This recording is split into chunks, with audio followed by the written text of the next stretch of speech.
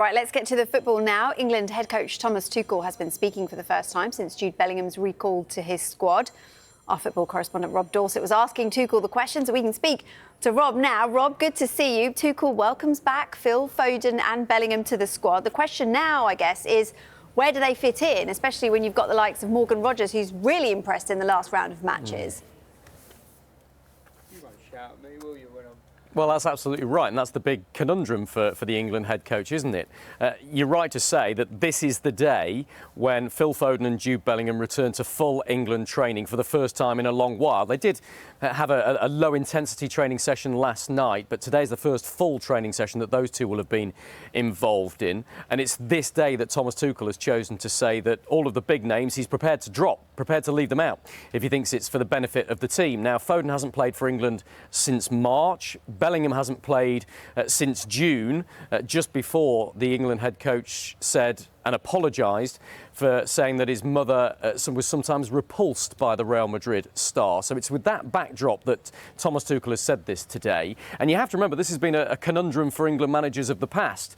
Think of the golden generation when they tried to cram in Paul Scholes, Steven Gerrard and Frank Lampard into an England midfield because they were the best players. You had to get them into the starting 11 sometime. Thomas Tuchel has now said categorically he will not do that. He's most subscribed in terms of the number 10 position. We've got Foden, we've got Bellingham, we've got Cole Palmer when he's back to full fitness. We've got Morgan Rogers, who's been flying for England. You've got Morgan Gibbs-White, who's been dropped from this squad. You've got Eberechi Eze, who's playing there for Arsenal. All of them prefer playing number 10.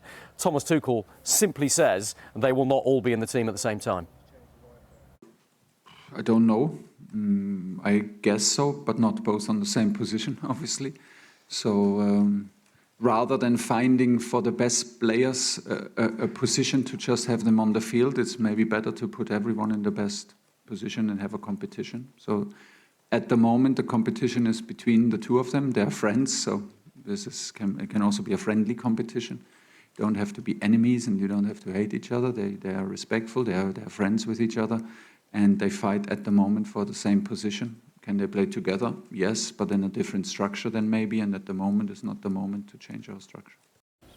Right, well, when they were away from home, England beat Serbia 5-0 and they've already secured World Cup qualification. So is there any question then of England perhaps taking their foot off the pedal a bit?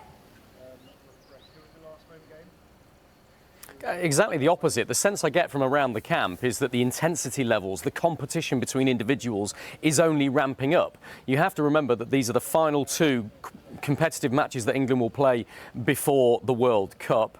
And of course, Serbia on tomorrow night and Albania on Sunday night still have something to play for. They're both still trying to make it to second spot in the group and make it to a World Cup playoff. So it will be intense. But there are only 4 matches for England, these two and then 2 friendlies in March before Thomas Tuchel has to name his World Cup squad.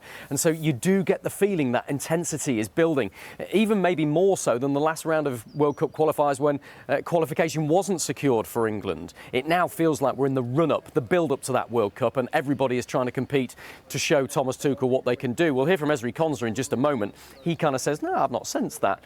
I don't believe it, between you and me. But we put that to Thomas Tuchel, and he's made it very, very clear that even though England won 5-0 in Belgrade a couple of months ago, he's expecting a tough ride when they come to Wembley tomorrow night. It's always up to us, and I think we did in the last match. And we will try to do it again. I think we will face a very patriotic Serbian team with a very patriotic new coach, a coach that is used to tournament football with the Serbian under-20s. He's used to club football in a high-quality Spanish league. I think from the way he talks, when I see the lineup and the players, where they play, in which clubs they play, they compete on the highest level. I think we should not misinterpret the 5-0 as an easy match, what we did there. We should just know, and we will remind the players of the hard work and the effort that we put in to make a result like this possible. And we have to do it again. I think on top of it, for them, it's basically a final. You mentioned Ezri Konsa, who was also speaking a little bit earlier. He talked about his ambitions to become captain as well, didn't he? And I guess he's got the perfect role model for that in Harry Kane. Absolutely, and Harry Kane is the archetypal England captain, isn't he? And he's not relinquishing that anytime soon. There's no discussion about the England captaincy. But I think it speaks volumes about how Ezri Konsa has become one of the more senior and regular members of this England squad, that he was put up for the media today. That fully means we expect him to start the game against Serbia tomorrow night, probably alongside John Stones, another of England's senior players. And Konsa has been captain, of course, for Aston Villa on numerous occasions. And so with that seniority comes the prospect of him maybe taking the England armband at some stage if Harry Kane was to go off, and he was one of the players there that the manager looked to. And Ezri Konsa said, yeah, he'd be quite happy with that.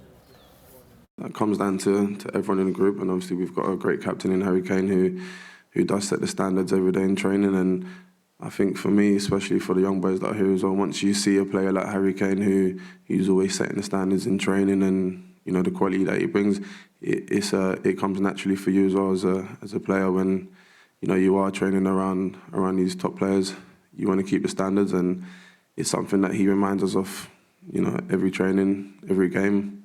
So yeah, I think, you know, especially for young boys, when you see Harry Kane and you see likes of John Stones setting standards, it just comes naturally to you. Both Ezri Konsa and Thomas Tuchel were very serious in that news conference just now. They're not taking anything for granted. They're not taking anything lightly. This is the build-up to the World Cup as far as they're concerned, and we will expect to see exactly that when England train here at Tottenham for the final time before that game against Serbia tomorrow. 3:30 is when the players are due to be out on the pitch here. We'll bring that to you live, of course, on Sky Sports News. Just how intense does it look? Just how much competition is there between the players? How does Phil Foden and Jude Bellingham look when they're back in this England squad? Do they feel they've got a point to prove? Whew, so much to look at when you join us again at 3:30.